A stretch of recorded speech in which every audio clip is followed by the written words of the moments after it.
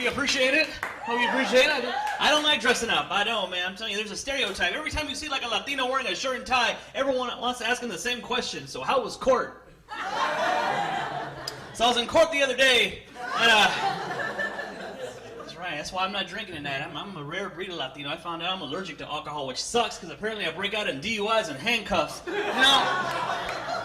I'm just saying, you realize you have a drinking problem when you like wake up from drinking and there's like paramedics working on you and there's police officers behind them waiting to arrest you, and then you realize you're at your kid's parent-teacher conference. You fucked up.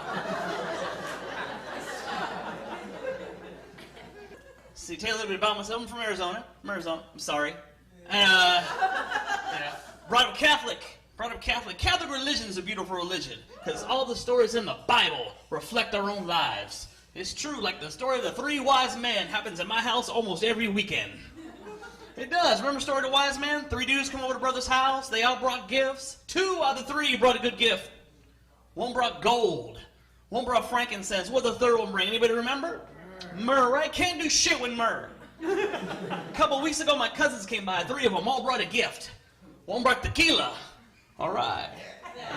1 brought weed. That's right. My cousin Isaac brought the movie Beaches. And I'm looking at Isaac like, Isaac, what's wrong with you, man? Why would you bring Beaches for? He got an attitude with me right back. He's like, man, well, that's what you told me to bring, eh? Beaches.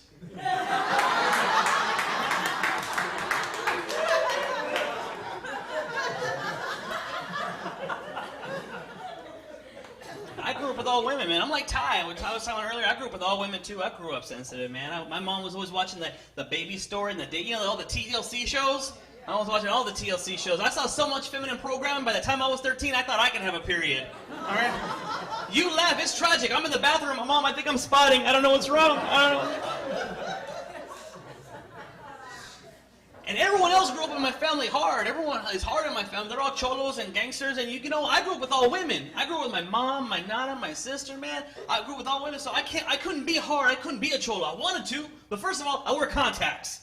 And I'm sorry, you cannot be a cholo and wear fucking contacts. You know, you can't have a beef with someone down the street. Hey, Vato, you know what? You got some problem with me? You got a problem? Let's take care of it right now. Let's take care. Son of a bitch. Hold on. Fuck. Jesus, you got my solution? Hey. You're lucky I got astigmatism, bitch. You know, you lose your street cred.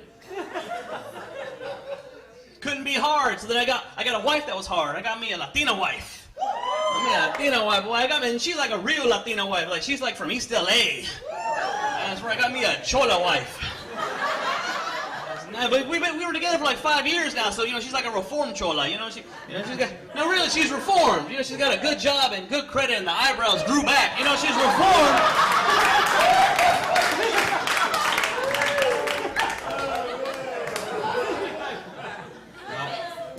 She already had 2 kids. Latina, and she already had 2 kids. We were together, we just got married when we were planning a baby. And it's weird because when you tell people you're planning a baby, everyone wants to give you tips on how to have sex like you forgot. Right? Because everyone wants to know how to get the boy, right? If you want a boy, you should try it this way. If you want a boy, you should try it that way. If you want a boy, you gotta buy her a Coach purse. Well, that was her idea. And so, I didn't have a problem with that, but here's what got weird for me, is my friends were giving me advice. Now here's the thing, my friends are trying to give me advice on how to have sex with my wife. But they're telling me the way, like, this is how they want to have sex with my wife. So I got my cousin Isaac, right? So Isaac's got all boys. So he's trying to tell me the secret to have a boy, right? And the conversation started out normal, and then it got weird. Right? The conversation was cool. The conversation was like, hey, Vato, bro, if you want to have a boy called Nicky, you know what you got to do, man? You got to go to the sex store. Vato, you go to the sex store. They got rings you can put on beachy dolphins and beavers and everything down. Women like that, man. And then, but you got to be careful because, maybe like you tie her up también, but be careful when you tie her up because that post on the left side of your bed is kind of loose. So I'm like, hey, what? My Nana's trying to give me advice. My Nana's 95 years old. 95-year-old Latina women who are still here, apparently. Okay. Justine's a crazy bitch. That's all I know. That's my mom. That's her mom. But But you know what I'm talking about? Old Latinas, dude, they believe in voodoo and shit, you know? They got all with the egg and the sana and everything like that. So my nana's trying to give me sex advice, right? My nana's trying to give me sex advice. The advice doesn't even make any sense, right? My nana's sex advice is like this. Mijo, when you're having sex with Nikki, mijo, whatever you do, don't go down on her, mijo, okay? Don't go down. I'm like, no, I don't want to hear. Mijo, no te come la panocha. No te come la panocha. ¿Sabes qué, mijo? You're going to swallow the baby, mijo. You're going to swallow the baby. I'm like... So we got pregnant, and I had a girl. Natalia Sophia. And she's beautiful. I love her. And when the doctor told me that I was having a girl, you know, the first thing I did was, you know, I took the Coach purse back because... Save that receipt. Say it out. So we got married. We were married for 5 years, and then you know, she decided she wanted to try something different, like having a boyfriend. We got divorced. And you know, here's the thing. She got mad at me. She wanted the divorce. I'm like, fine, if you want to have a divorce, we're going to have a divorce, but we're going to do it right. Because you got to remember, we're Catholic. So I tried to set her on fire.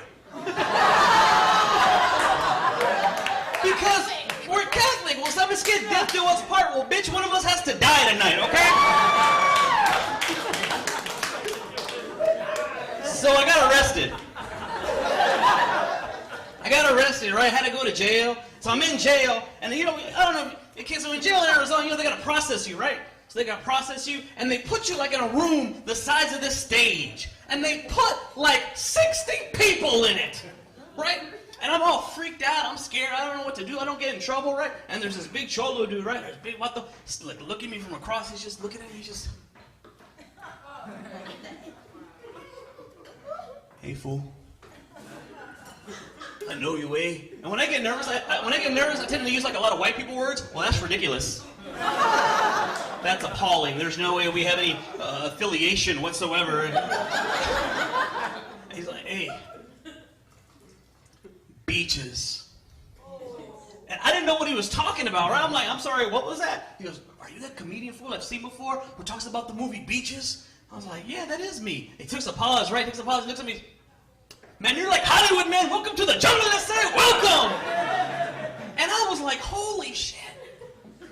Like I had an epiphany, right? Like I've been doing stand-up for like 15 years. All right, I performed all over the country, New York to Los Angeles, every town in between. I've been overseas for the troops, and for the first time in my life, I realized something.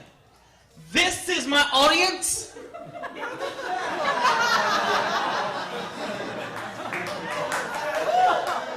I mean, shit, no wonder people don't come to my shows. They're all fucking locked up, you know? So now I'm in jail, right? So I'm in jail, and in jail, you know, they want you to join a gang.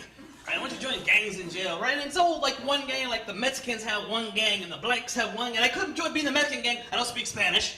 You know, the blacks wouldn't let me in because my dick wasn't big enough.